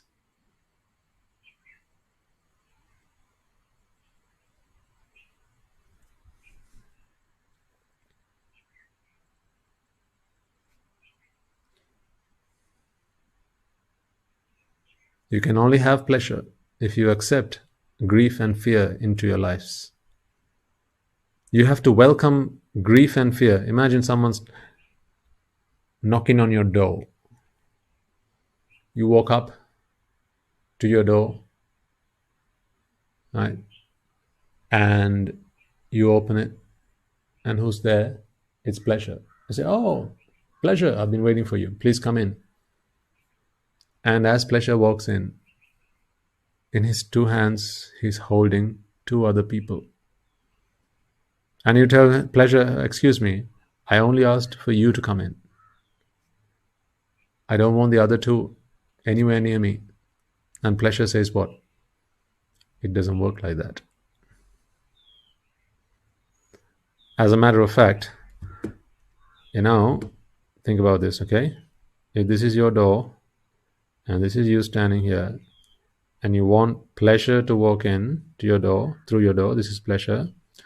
Do you think that pleasure is stood like this with grief in one hand and fear in the other hand?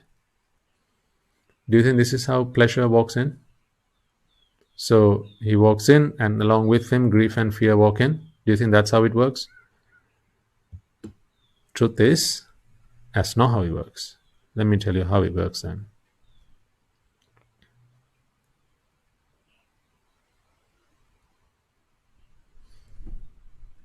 The really intelligent ones among you will have already figured out what I'm about to say. You thought grief and fear were on either side of pleasure back there? No, it doesn't work like that. They're really here.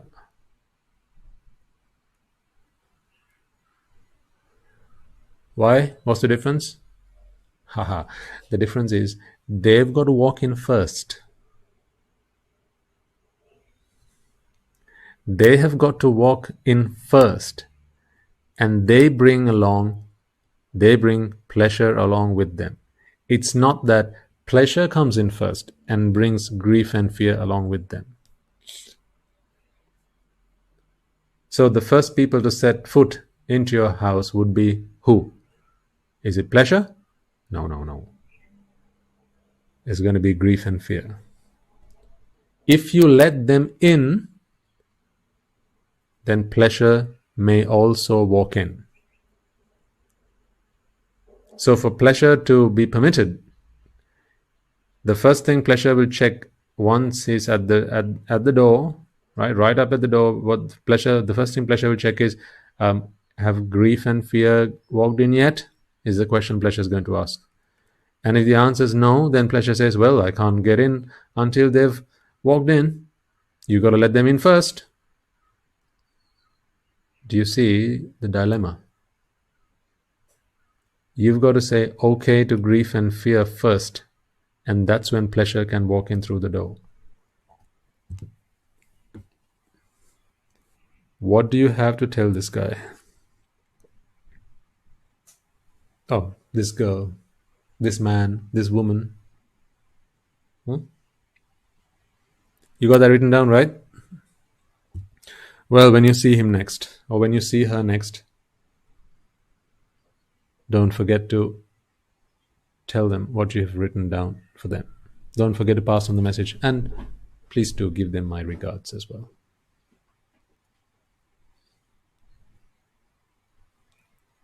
And tell them I've asked the question, what you're waiting for.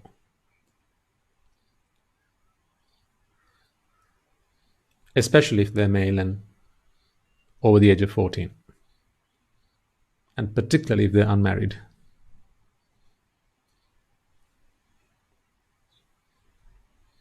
Right? On my behalf, ask them, Swamin once asked, what you're waiting for. So you convey your message first and then tell them, oh, by the way, we got a message from Swami Nanse. He wanted to ask what you're waiting for.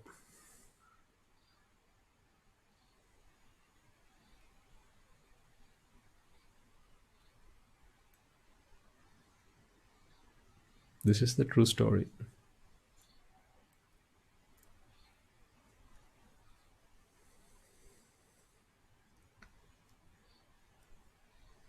So there is more to this. Okay, this was a lot about bringing back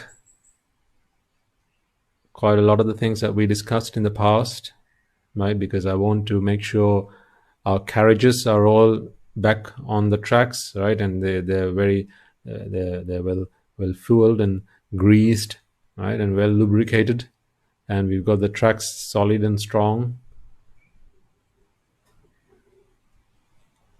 Because there's something else I want to introduce to you, but I need to make sure that you're clear on this stuff. Understand that for as long as there's wanting in the mind, for as long as there's a want in the mind, you are cursed with grief and fear. Pleasure is simply a momentary relief from grief as you jump into fear. If you say no to grief, you have to say no to pleasure. If you say no to fear, you have to say no to pleasure.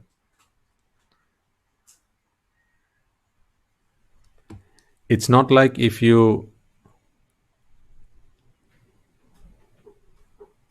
buy this, you get these two free.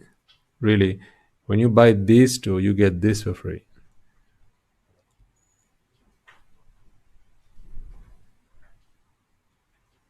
But really, you think you're buying this. You think you're buying pleasure. Of course, it is pleasure you want after all. But what's really happening is, it's grief and fear who deliver pleasure to you. You can't have the pizza without a delivery driver. Who comes first, the pizza or the delivery driver?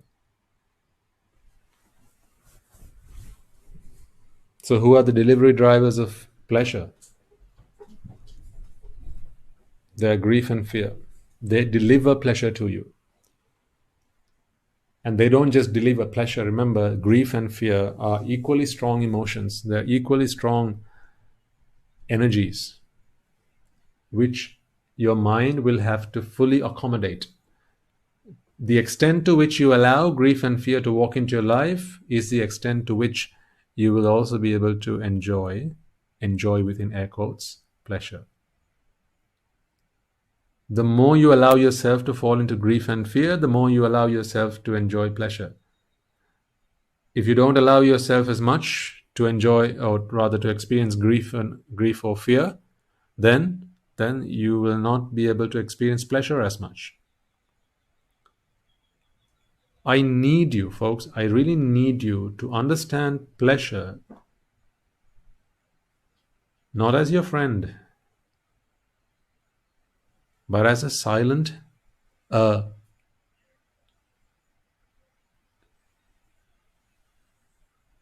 camouflaged enemy.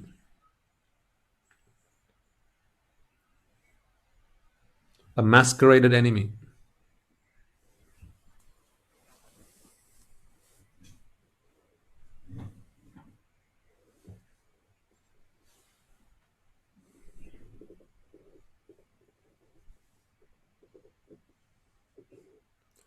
Pleasure is simply the transit between grief and fear.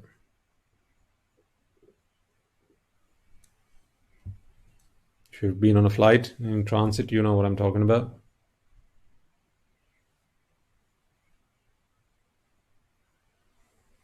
You have the departure airport, you have the destination airport, right? The arrivals, and between these two,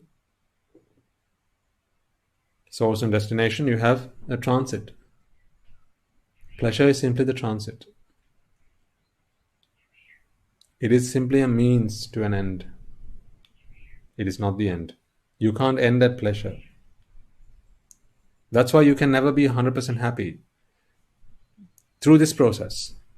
This is the process of abhisankara. In other words, this is the process of acquiring the things that you desire, going after the things that you want, not realizing that there's a problem with wanting, continuously working through life and accumulating the things that you want, gathering them up. It is fundamentally flawed. Because the more things you want, In other words, the more wants you have, the more grief and fear you're going to have. And of course, the more transits that you can take between grief and fear. But remember, that's 2 slaps and 1 pat. Imagine that. This is you. I'm trying to, explain this to you in every possible way. There's another guy here. And 1 guy here. Okay? And the 3rd guy here. These guys, their job is to slap you. This one and this one. He's the G, he's the F. This guy's job is to pat you. He'll only pat after this guy has slapped. And as soon as this guy has patted, this guy's job is to slap you again. So it's slap, pat, slap. That's the way it's going to work. Slap, pat, slap. So you got your eye on this guy, of course. Not this guy, sorry, this guy. This guy. That's who you want.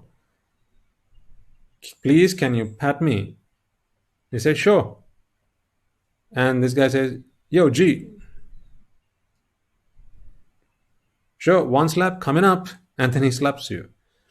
And this guy, okay, here's my pat. And then the moment he pats, what does this guy do? Slaps you again. So slap, pat, slap. Slap, pat, slap. Slap, pat, slap. Can you have a pat on its own? No, it doesn't work like that. If you ask again, please, can I have a pat? Sure, 1 pat coming up. Slap, please. Then you have chatars. That's the slap. Pat again, and another chatars. Slap again. Slap, pat, slap.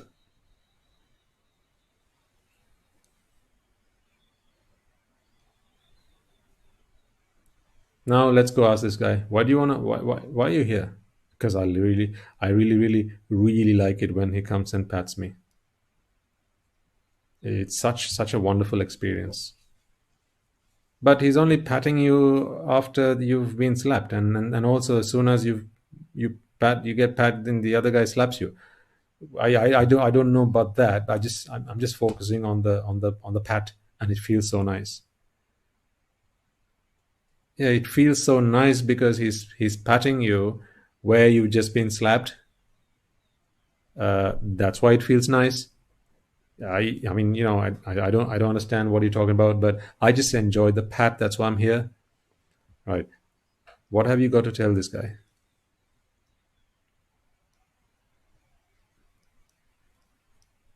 In what words would you try and capture this guy's this guy's approach to life? What do you think is going through his mind? Do you think he's sane or insane? Would you like to spend time with him?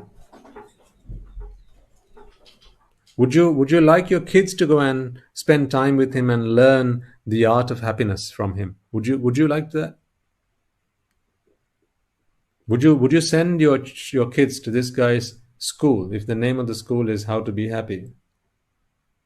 And he's the teacher. He's the headmaster. He teaches kids how to be happy. Would you send your child to this guy's school? Would you? Sure. What's his name, by the way? Did I get that wrong again? Okay, what's her name, by the way? Do you know this guy? Sure. Well, when you meet him next time, tell him what you think about him. I'm sure you bump into him or her sometime. Usually if there's a dressing table around somewhere, that's usually the places where you get to see this person. A dressing table or in the bathroom. You got the by the sink, just above the sink, just above the sink. There'll be a rectangular object. Usually in there, I'm told, you can usually find this person. And I mean, you tell them what you think. Don't tell them I said anything. Sometimes they don't listen to me, but I'm sure they'll listen to you. And do pass on my regards, my compliments as well. Ask them, tell them I said, especially if they're male, 14 plus, unmarried, do me a favor and tell them Swami Nuhanse asked, what you're waiting for.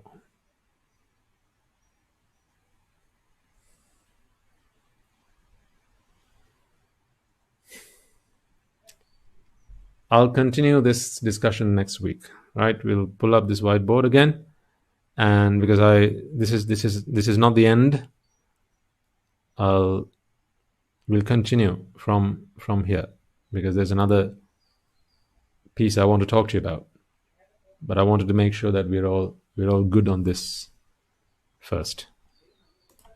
Okay, right.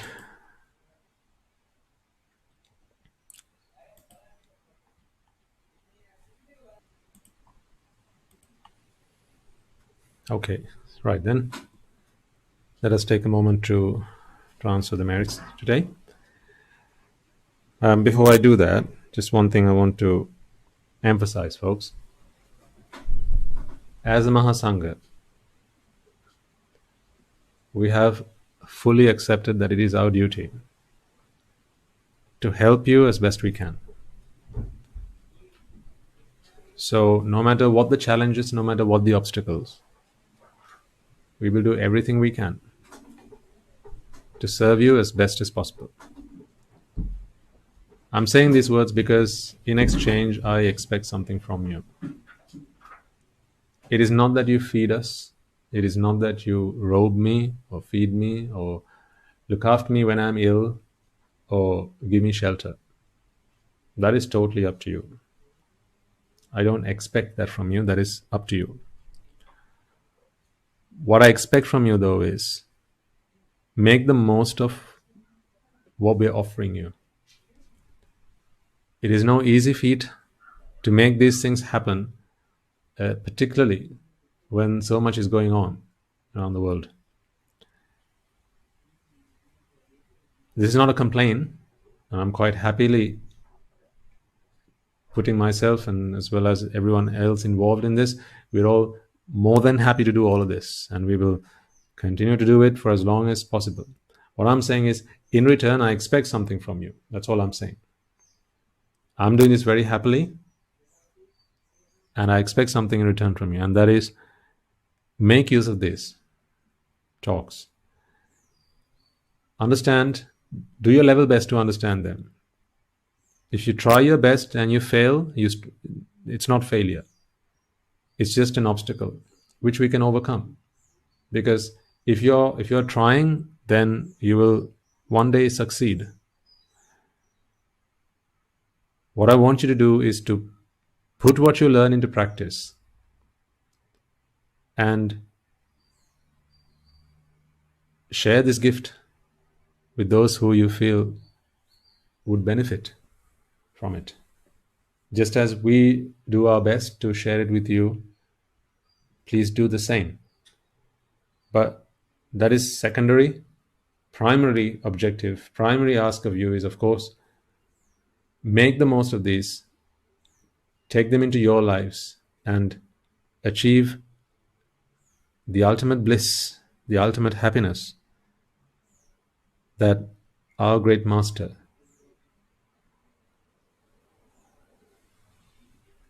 gave us, passed on to us. That was his legacy. So we must embrace it, and we must be grateful that he went through all that, made all those sacrifices on our behalf, and it continues to this day by the Bhikkhu Bhikkhunis and the Upasak Upasikas. Remember, this is not just myself I'm talking about. There are lots of people behind this. This is just the voice that you hear, but everything that needs to go into making this happen, setting this place up, especially a new environment, getting the internet up and running, all this requires, there's a lot of work that needs to go into this. And the fact that you know that there's a sermon on today is thanks to someone somewhere who has made it their duty to share it with you, pass on the information. As you can see, there are a lot of people who are putting a lot into bringing this to you, making this gift available to you. What I'm asking of you is to really embrace it, make the most of it, and then pass on that gift to someone else. That is all I'm asking you. That is my ask of you. Okay? So please bear that in mind. And if you do that, again, it's only you to benefit from it. You and, of course, the others around you who you will help along the way. So there's nothing to lose and simply everything to gain. That's why unashamedly, fearlessly, I can ask you, because normally in the sasana we don't ask for anything. We survive on what is given to us freely. We don't ask for anything. That is not our style. That is not our method. But there is one thing I ask of you. This is the one thing that I will ask of you. Make the most of this and share it with others, because in doing so, it is you to benefit. It is you who will benefit from it. That is why I'm asking of you. Right then. Let us take a moment to transfer the merits that we have all acquired by making offerings to the infinite virtues of the Noble Triple Gem, chanting Pirit, listening to the Dhamma, and engaging in various meritorious deeds today. First and foremost, let us remind ourselves how incredibly fortunate we are to be in receipt of the Lord Buddha's teaching, and with immense gratitude, let us transfer these merits to the bhikkhus and bhikkhunis, upasakas and upasikas, who since time immemorial have protected and preserved the sublime teachings of the noble lineage in the form of the Tripitaka, preserved the sublime teachings of the Buddha and passed it down to the generations of the noble lineage in the form of the Tripitaka, which is thankfully available to us today to study, understand, and comprehend the Dhamma. Let us also transfer the merits we have acquired to all members of the Mahasangha present throughout the world, including the chief prelates of all the chapters who dedicated their lives to the noble path and have committed themselves towards the betterment of all sentient beings. Let us not forget that among them are the monks and nuns resident in your local temples and nunneries who have always been by your side through thick and thin, come rain or shine. Let us also transfer these merits to Guru Swami Nuhanse and all other monks resident at this monastery, as well as the Anagarikas and Anagarikas attached to the monastery. Let us also take a moment to transfer these merits and express our gratitude to those who make great efforts to disseminate the teachings of the Buddha, be that by transliterating these sermons, sharing them out with others, or inviting others to join them. And may, through the power of these merits, if any of them have been born in the woeful plane, redeem themselves and be born in the blissful plane. And may, through the power of these merits, they abstain from the unmeritorious deeds, fulfill the meritorious deeds, fulfill the noble eightfold path, and may they all attain the supreme bliss of Nibbana. Sadhu, sadhu, sadhu. Let us also transfer the merits we have acquired to our devotees, friends of the monastery, who for the sake of merits continue to sustain the Mahasangha. This includes everyone from those of you who have contributed to the construction of the monastery to those of you who provide the Mahasangha with shelter, alms, robes, and medicines, as well as those of you who have passed on their know-how and continue to extend their well wishes. May, to the power of these merits, they abstain from the unmeritorious deeds, fulfill the meritorious deeds, fulfill the noble eightfold path, and may they all attain the supreme bliss of Nibbana. Sadhu, sadhu, sadhu. Let us also take a moment to transfer merits to our mothers and fathers, husbands and wives, brothers and sisters, sons and daughters, grandparents, uncles, aunts, cousins, nephews and nieces, our elders, friends and acquaintances, our employers and employees, and to all those who have helped us, supported us, assisted us in any way, shape, or form possible and available to them. May, by the power of these merits, they be healed of any physical and mental ailments and overcome any obstacles to their spiritual progress. May they abstain from the unmeritorious deeds, fulfill the meritorious deeds, fulfill the noble eightfold path, and may they all attain the supreme bliss of Nibbana. Sadhu, sadhu, sadhu. Let us also take a moment to transfer merits to the Devas and Brahmas, spirits and demons, and primarily the Sakadeva, as well as all the other numerous gods and deities who are committed to protect and fulfilling the Samudra Shasana. Let us also transfer merits to our guardian deities who keep a watchful eye over us and keep us out of harm's way. May through the power of these merits they prosper in divine power and wisdom. May they abstain from the unmeritorious deeds, fulfill the meritorious deeds, fulfill the noble eightfold path, and may they all attain the supreme bliss of Nibbana. Sadhu, sadhu, sadhu. Let us also take a moment to transfer merits to our ancestors who have predeceased us, to all who have been our families, friends, and acquaintances in this infinitely long journey in samsara, and who have helped us, supported us, assisted us in every way they could. Let us take a moment to transfer these merits to them. And let us transfer merits to the members of the armed forces as well as the police force who have sacrificed their lives to protect the peace and harmony of our nation and continue to do so. And may all who have lost their lives in the war, be their friend or foe, rejoice in the merits we have acquired today. Let us transfer merits to all those who have lost their lives in natural calamities such as tsunamis and earthquakes, landslides and pandemics, including the most recent and prevailing one, and reminding ourselves that among them will be those who have been friends and family to us in this long journey in samsara. Let us take a moment to transfer merits to them. May through the power of these merits, if any of them have been born in woeful planes, redeem themselves and be born in the blissful plane.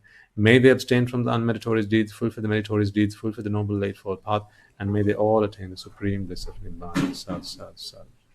Finally, let us all resolve that may, through the power and blessings of all the merits we have acquired throughout the day, we be able to witness the advent of many hundreds of thousands of arahants on this blessed land. And finally, may through the power of all the merits we have acquired today, you and I and everyone who has helped make this program a success, become an Arahatun Vahanse or Arahat Mehinin Vahanse in this very life and in the era of the Gautama Supreme Buddha itself. Sadhu, sadhu, sadhu. On that note, we will conclude today's sermon. May the blessings of the Noble Triple Gem be with you all.